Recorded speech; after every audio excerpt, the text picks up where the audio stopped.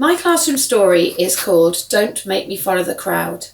A pupil that we'll call Josh, who came to my class last year, had been diagnosed with ADHD, global delay and autism. This gave rise to challenging behaviour, mood swings and problems with socialising. In short, life for him was a real challenge. He even found conflict within himself. I knew he was coming to my class. I didn't worry about it because I've worked for many years with a whole host of children with challenging behaviours. But I don't think I was quite aware of the roller coaster ride that I was due for. Another person entered, and that was Heidi Allen, who was his one-to-one. So the three of us were thrown together, and it's a year that we'll never forget. I hope that we had an impact on Josh, and I know that he had an impact on us and our class.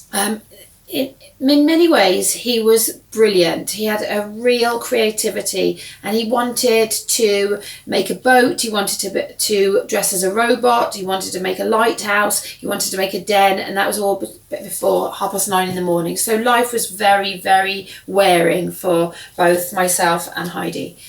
But his intelligence also came through. He'd ask probing questions about shadows, about who made the world, how do we stay on the earth, things like that.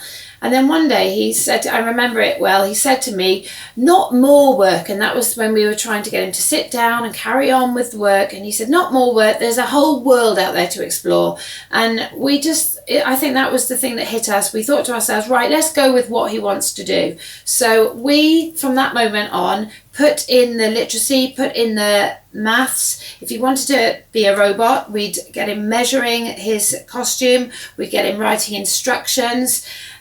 So that was the impact we had. We tried to break down tasks. We tried to make all the ideas come from him. We tried to slot in numeracy and literacy, and we tried to let him do what he wanted in a way and nurture his creativity. From that point, we saw huge achievements. He took part in the Christmas concert the first time. He did sports day. He began to work with small groups. And by the end of the year, he was telling us how he felt. That was a huge, huge achievement. So he definitely had an impact on us and our class. And I'd like to thank him for changing my thinking on how to allow a child to steer their own curriculum.